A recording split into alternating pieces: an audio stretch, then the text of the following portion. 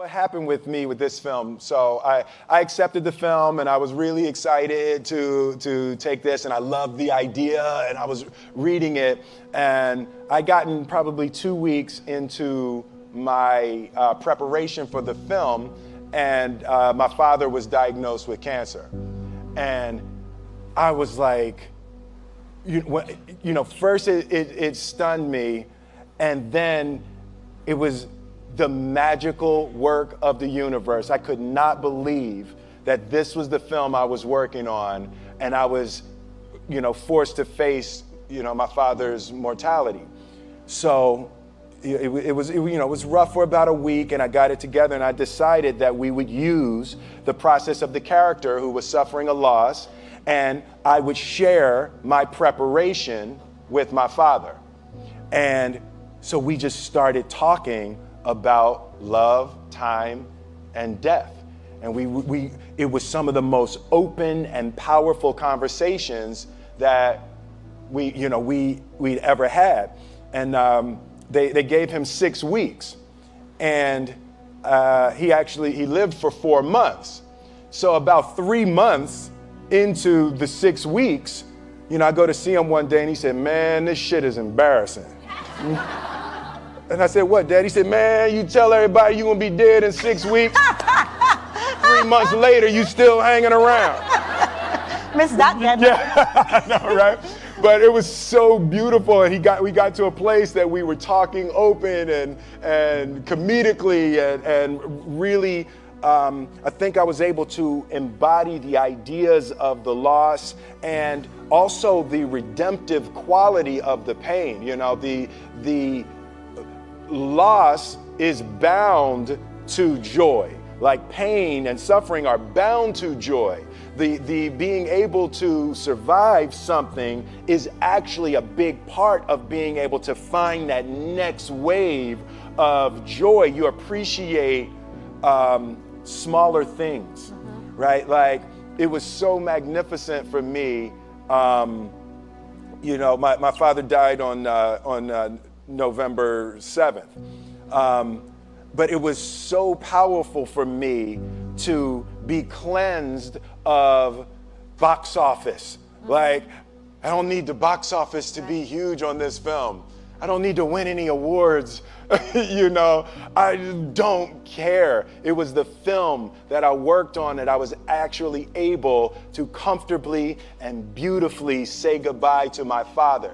And I hope that this film embodies a bit of that, so other people who are experiencing things like that will be able to use it in that way, and it can potentially be helpful and help someone else. So it was powerful to be cleansed of the foolishness of the game of numbers and awards and all of that type of stuff, to actually be able to create a piece of art that legitimately I just want people to see and hope it can be helpful and transformative in their lives. You're talking about perspective. Perspective, absolutely, yes. Yes. How much does fear play into preventing us from grasping perspective, though? Oh no, fear is everything. Yeah, like if there was one concept that I would suggest to people to take a daily confrontation with, is fear. The problem with fear is that it lies, right? So fear tells you, hey, if you say that to that girl, she's gonna know she has you, and she'll never really be attracted to you if she knows how much you attracted to her. Don't say that. No, how we get her is when she walks by, ignore her. Right, it's it's like pop it on your shoulder. Fear tells you dumb shit like that, right? So for me, the daily confrontation with fear has become a real practice for me since about three years ago. I went skydiving in Dubai, right? And skydiving is a really interesting confront with fear, right? So I gotta stand up. I'm sorry, I gotta stand up. All right. So All your friends, what happens, you go out, I dropped my thing. Yeah. So what happens is you go out the night before and you take a drink with your friends and somebody says, yeah, we should go skydiving tomorrow. And you go, yeah, we'll go skydiving tomorrow, yeah, and you go, yeah, and everybody goes, yeah, right? And you go home and you by yourself, you're like, right? You're like, well, I mean, they was drunk too. Right, so maybe they not, maybe, I mean, we don't have to go, we don't have to do it. So then that night you're laying in your bed and you just keep, and you're terrified, you keep imagining over and over again jumping out of an airplane and you can't figure out why you would do that, right? And you're laying there and you have the worst night's sleep of your life, but you still have the hope that your friends were drunk, right? So you wake up the next day and you go, down and you say where you were going to meet and everybody's there. You're like, oh, shit. All right, cool. Right? So you get in the van and you don't know that your friends had the same night that you had because they're pretending like they didn't. They're like, yeah, man, my uncle's a Navy SEAL and, this is going to be great. I've been looking forward to this. And you're like, oh, my God. And your stomach is terrible. You can't eat and everything, but you don't want to be the only punk who doesn't jump out of this airplane. So you get there, and then you have this safety brief. And you're standing there, and the guys will tell you, well, if the chute doesn't open, what's going to happen is why the hell, what could happen? That the chute wouldn't open, right? So you do a thing, and what you do is your first jump, you're attached to a guy who is going, he's going to walk you out. So you go, and you get there, and there's an airplane, and nobody's stopping. Everybody's still going. So you get onto the airplane and you're sitting there and it's extra because you're sitting on some dude's lap, some stranger. You're sitting on his lap and it's like, you trying to make small talk. Yeah, man. So you be jumping with people all the time, huh? Right? So, and then you just want to make sure, you got kids, right? You got people you need to see, right? You just want to make sure he's serious, right? So you get in there. So everything's normal. So you fly and you go up to 14,000 feet. And you notice there's a light. It's red and it's yellow and green, right? So right now the light's red. So then you start thinking at some point the light's going to go green, but you don't know what's going to happen, right? And you wait and it goes yellow. And the light goes green, and somebody opens the door, and in that moment, you realize you've never been in a freaking airplane with the door open. Right? Terror. Oh, sorry, I'm spitting. Oh, sorry. No, terror. Right? So you go, and then, if you were smart, you sat in the back, so you don't go first, right? And then people start going out of the airplane. And you go, and the guy walks you up to the end of the thing, and you're standing, and your toes are on the edge, and you're looking out down to death. And they say, on 3. And they say, 1, 2. And he pushes you on 2 because people grab on 3, right? Right? And you go,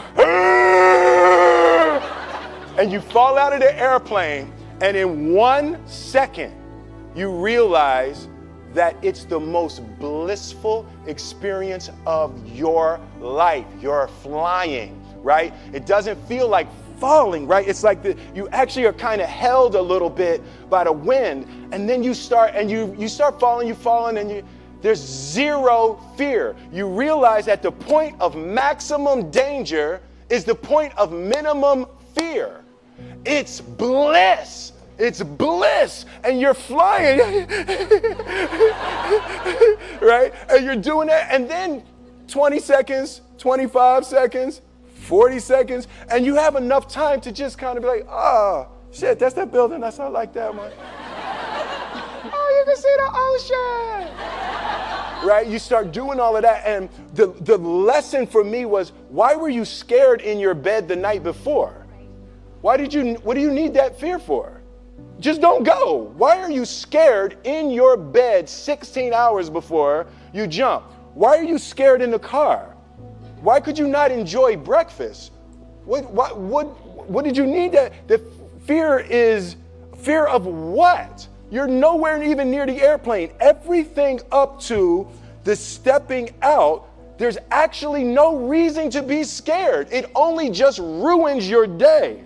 You don't have to jump. And then in that moment, all of a sudden, where you should be terrified is the most blissful experience of your life. And God placed the best things in life on the other side of terror. On the other side of your maximum fear are all of the best things in life. You know? So that was sorry. So that was, no, it's good. That was my experience with skydiving and fear. All right. All right. So practically speaking. But I didn't like that take. I'm going to do it again. Back to the top. I can sell that better. Oh, no.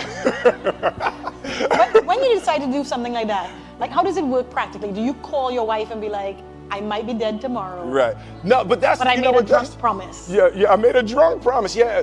How about this? So I jumped. I had such a mystical, powerful spiritual experience. I flew home and got my sons, and I went back, and 10 days later, my sons jumped, right? Yeah. Now that was a little different. Oh, let's see, that makes me stand up, right? Because I'm scared, right? So it was so Jaden went first, right? Jaden wants to do everything first. So I'm sitting there and I'm like, yeah, my sons are gonna have this crazy experience. And then Jaden went out of the airplane. And I was like, Then my oldest son, Trey, goes up and he goes out of the airplane. And I was like, this could potentially be the worst display of African-American parenting in history. Right? I was like, both my sons just fell out of an airplane. Jump. Right? Jump. Right? Because I told them to. But again, the fear again. I was like, oh my God. So I told the dude, I was like, listen, I want to see them go out, but I also want to see them land. And he's like, no, it's cool. So this time we went out and we did the straight bullet, and I just went straight down past them. Right? I was like,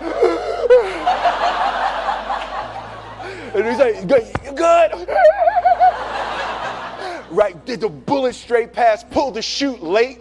Oh, sorry, it makes me spit. I'm sorry. Pulled the chute late, landed, and then videoed them coming down. But it was like, they had the same thing, the same experience with the fear. But that I'm telling you, the confrontation with fear is an absolute magical way of facing the things we have to do in this life. You know, forget security, live for experience. All right. Now, you say you learned that 3 years ago. Yeah. Amazing. What about these small things that we get afraid about, right? So you are the funny guy, and you come along and everybody expects to be entertained in summertime, right?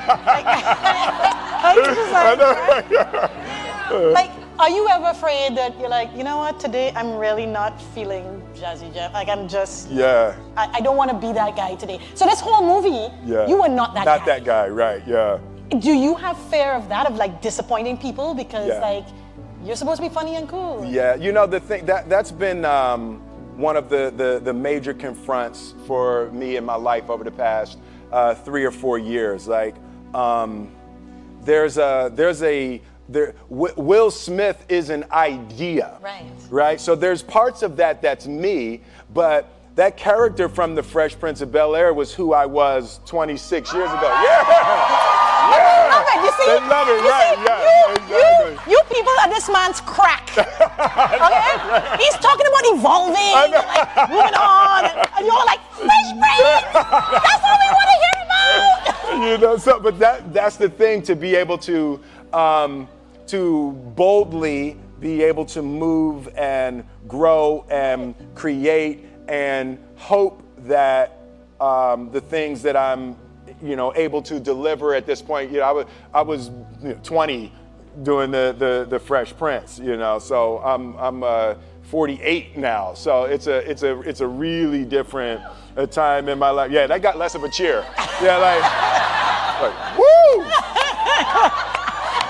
They're like, tell us what that's like. Yeah, no, right, yeah.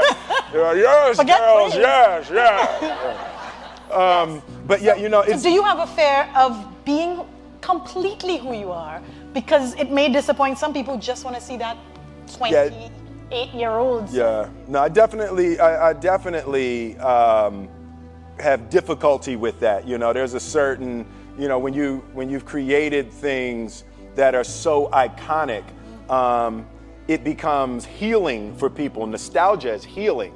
You know, to the Fresh Prince theme is healing to hear that, you know, and it just harkens back to a time and a feeling and an energy, you know, that is a beautiful way to help relieve some little touch of suffering, you know. So when people see me or the Fresh Prince, and even during that time, the movies that I made while I was making the Fresh Prince, so it was the Fresh Prince during the winter, and then the summers were Bad Boys, Independence Day, Men in Black, you know. So it was like it really captured a time.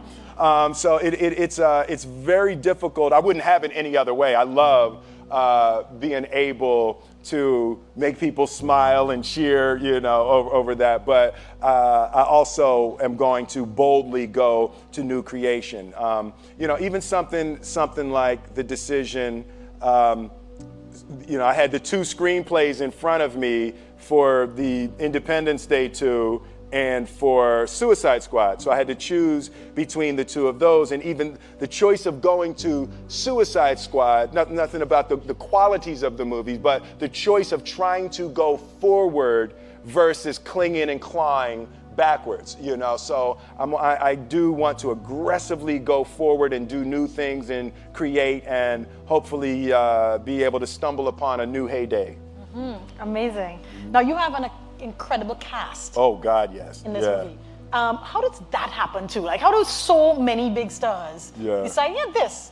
And then how does that work between you all? You know, it's the ideas, the screenplay. Alan Loeb, the screenwriter, he just wrote a brilliant screenplay. Everyone related to the ideas of love, time, and death as powerful tools to try to put your life back on track. So everyone related to the journey. But it's, I mean, look at that group. That's like it's ridiculous. That's like a superhero movie. Yeah. Yeah. Now, did your father get to see any of it? No, he came to set once, but he didn't get to see the film. And y'all were close? Yeah, we were very close. Yeah. My father. When I put my life together and I look at my father, my mother, and grandmother were the most influential people in my life. And in my mind, when I draw it, I always draw a triangle. And my father was the base, and my mother was the left side, and my grandmother was the right side. And I always put discipline as the bottom. My father, hard work, discipline, endurance was really the foundation of creating my life. And my mother was education, and my grandmother was love. So, you know, the combination of that discipline, education, and love was a... You know what, I'm really grateful for you sharing with us that part of you, and also the struggle with his death, because the other thing is that we live in a time where people show these curated sides of them, because I think of the same fear. Yeah. Right? You just want to be this piece. Absolutely. Not all the rest of it, but you like, struggle. Nobody wants to hear all of that, you know. It's Facebook. Come on, let's have fun. No. Yeah. So dude, it's a bummer your dad's gone.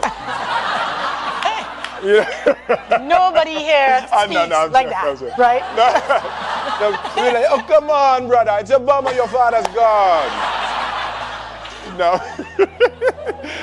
but, you know, for me, laughing is the elixir, you know, and that was another thing that my father taught me. He was joking all the way up to the end. Like, laughing, you have to be able to laugh at everything. And for me, the beautiful part is that's my natural color on the spectrum. I naturally go to comedy, you know, and when I'm looking at something, I'm always trying to find why that's funny. And, you know, it's been really, really helpful in this experience and you know, even just this point in my life. Remember to laugh, and spend time with people that make you laugh. Like, that is hugely important. Laugh and connect. Yes, absolutely. Those are good messages. Yeah. I love this idea, you know, it's you know, a guy trying to put his life back together, and he just gets furious and rants and writes letters to love, time, and death. and then love, time, and death respond. You know, so it's you know, a really, that beautiful Christmas flavor was, you know, just a little touch outside of reality, you know, so you get to deal with real subjects and real topics and real loss, but because it touches just that New York Christmas just a little bit outside of the, you know, how excruciating it would be if you dealt with it, you know, straight, hard, rated R, loss, you know. So I just love going into that realm of the mystical, to be able to take a good look at you know, real human issues. Mm-hmm. So you talk about real. Mm-hmm. I felt it was the most real I had seen you be. Really? Yeah, like I felt there was no filter there. Yeah. And I wondered, for somebody who could choose to do anything, yeah, was there something special that drove you to this? Yeah, you know, when I first read it, you know, when I first read it, every once in a while you know, you read a screenplay, and the most important thing in a movie, I guess the two most important things that I look for is, one is the universally relatable concept, right? So just at its core, when you first say it, when you say one line about it, can you connect to people? You know, and one of the best ones I've ever had, like something with like I Am Legend, the last man on earth.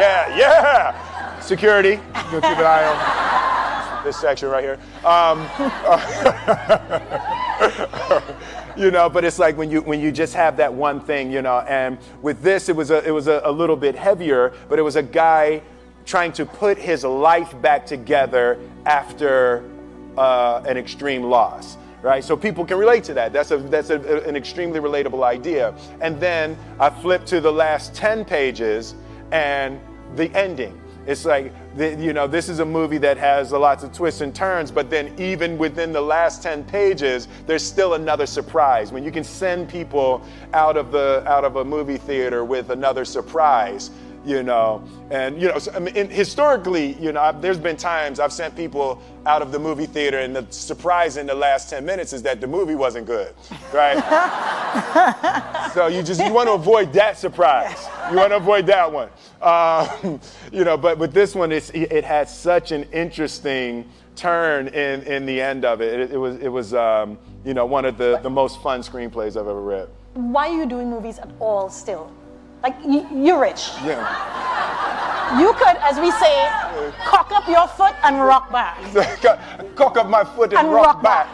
Yeah. I love that. Why, that's just like, fantastic. what is getting you out of bed to still go and do this thing? You know, I enjoy connecting with people and ideas, and, you know, I have a mission statement. So every year for probably the past 10 years, I've worked out a mission statement for myself. And for the last few years, the mission statement has stayed the same. And it's been improve lives, right? So when I go into something, I'm looking for how the quality of this piece could potentially improve lives. But it's all along the way. It's when you make the movie and how you're interacting with people in the process. And, you know, the concept of improving lives runs through the center of everything I do. And then I realized that the way to improve lives is to continually improve yourself, right? So with that, every morning when I get out of the bed, you know, I haven't fixed everything in the world yet, so there's always something to do.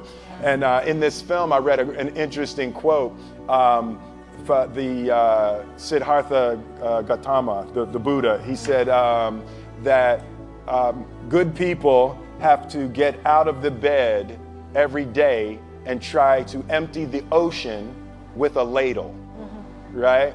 And I thought that was, you know, I knew that was profound, and I paused for a second, and I said, all right, what the hell is a ladle, right?